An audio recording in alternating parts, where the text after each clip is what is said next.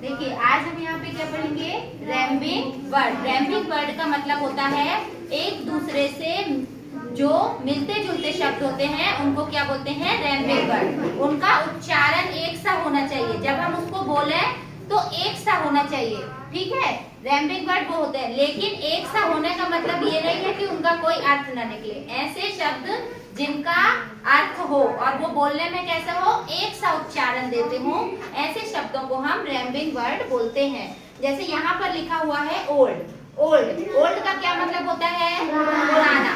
पुराना होता है। और ओल्ड को हम क्या बोलते हैं, बूढ़ा भी बोलते हैं, या फिर जैसे बोलते हैं ना 5 years old, 6 year old, 13 years old, कुछ भी बोलते हैं। हम जब अपनी एज लगाते हैं तो बोलते हैं इतने साल हो गए। अब देखिए यहाँ पे हम एक स्ट्रिंग का इस्तेमाल करते हैं। यहाँ पर लिखा है बी।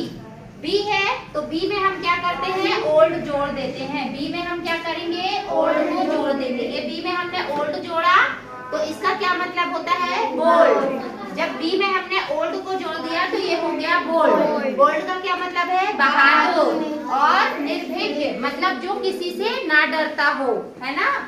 फिर सी, क्या लिखा है, सी। अब हम सी में ओल्ड को जोड़ देंगे तो एक यहाँ पे नया शब्द बन गया, कोल्ड। कोल्ड का क्या मतलब होता है, ठंडा। कोल्ड का क्या मतलब होता है, ठंडा।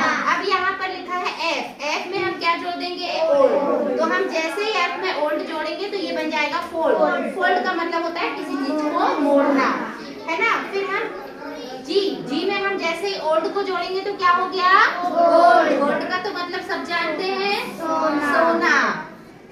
एच, एच में हम ओल्ड को जोड़ेंगे तो क्या हो जाएगा, होल्ड। होल्ड का क्या मतलब है, पकड़ना, किसी भी चीज को होल्ड करना, है ना, पकड़ना। एम को जोड़ेंगे तो मोल्ड। मोल्ड यानी ढालना। फिर एस में ओल्ड जोड़ेंगे तो सोल्ड। सोल्ड का क्या मतलब होता है, बिका हुआ या बेचा। बिका हुआ या बेचा। अब हम यहाँ पे टी में ओल्ड जोड़ेंगे तो क्या हो गया, टोल्ड। टोल्ड का क्या मतलब है, कहा। उसने कहा, आई टोल्ड यू, मैंने तुमसे कहा। टोल्ड का क्या मतलब होता है, कहा।